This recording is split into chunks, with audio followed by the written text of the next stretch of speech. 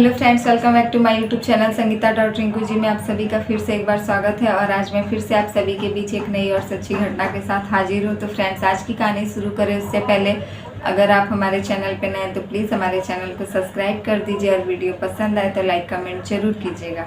तो फ्रेंड्स, आज की जो कहानी शुरू होती है वह है उत्तराखंड के देहरादून में एक लड़की जो कि हरिद्वार थाना अंतर्गत जमालपुर गाँव से जाहिर हसन की बेटी, जिसकी उम्र 24 साल है और उसका नाम सेहिरूम है। लड़की 2018 में अपने घर से अपने माँ से यह कहकर निकलती है कि वह कहीं बाहर जा रही है काम के सिलसिले में और मैं आप लोगों की मदद करना चाहती हूँ और मैं काम करने के लिए बाहर जा रही हूँ। यह कहकर वह लड़की 2018 में निकल जाती है।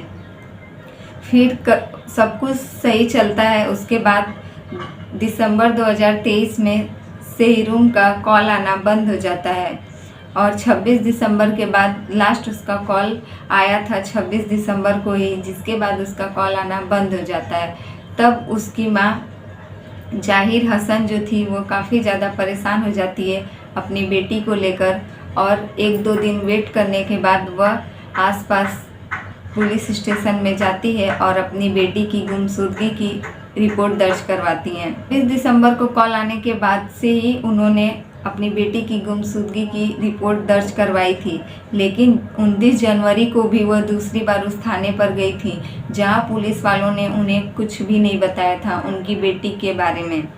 तभी यह बेचारी काफ़ी परेशान रहती थी और हर तरीके से कोशिश करती थी कि उनकी बेटी के बारे में कुछ पता चल जाए।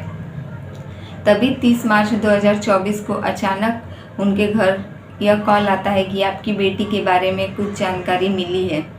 तभी वह पटेल नगर के थाने में जब पहुंचती हैं तब उनको यह पता चलता है कि उनकी बेटी का एक लड़के के साथ जहां वह रहती थी वह पटेल नगर के इस सांस्कृतिक बिहार कॉलोनी में ISBD में एक किराए पर मकान लेकर वह लड़की एक लड़के के साथ रहती थी जहां उसे आखिरी बार देखा गया था, जिस लड़के की उम्र 23 साल थी और लड़के का नाम राशिद था। तो के पिता का नाम मुस्लिम था और वह बागेबली का रहने वाला था और उसकी चौकी थी नई मंडी, जिला मुजफ्फरनगर। यह लड़का उत्तर प्रदेश से ही था और 2018 में सोशल मीडिया पर इसकी दोस्ती इस लड़की से सेहिरूम से हो गई थी और यह दोनों काफ़ी बार मिलना जुलना इन दोनों के बीच लगा था और यह लोग फ़ोन पर वीडियो कॉल पर हर तरीके से एक दूसरे से बातचीत करते थे। और यह लड़की एक दिन इस लड़के को अपने रूम पर मिलने के लिए बुलाती है। तभी यह दोनों एक दूसरे के साथ रहने का फैसला करते हैं और यह लोग पटेल नगर में ही किराए पर मकान लेकर एक दूसरे के साथ रहते हैं।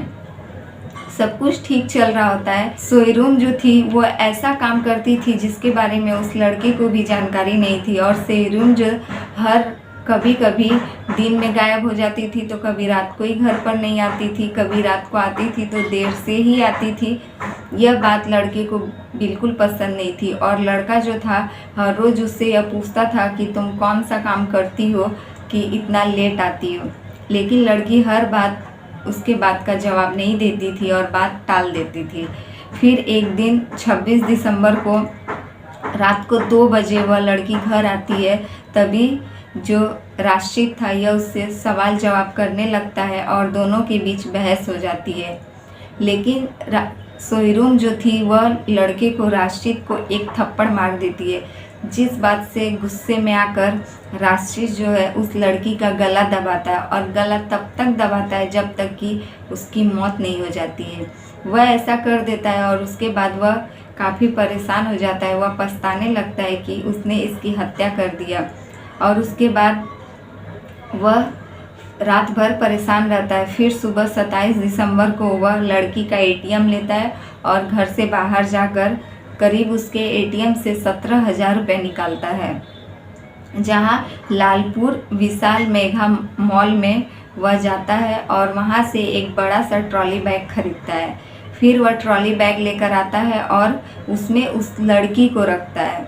अगर उसे रखने में जब दिक्कत हुई तो उसने उस लड़की का हाथ पैर अलग कर दिया और किसी तरीके से उस ट्रॉली बैग में उस लड़की को भर दिया और उसके बाद उसे लेकर निकल गया।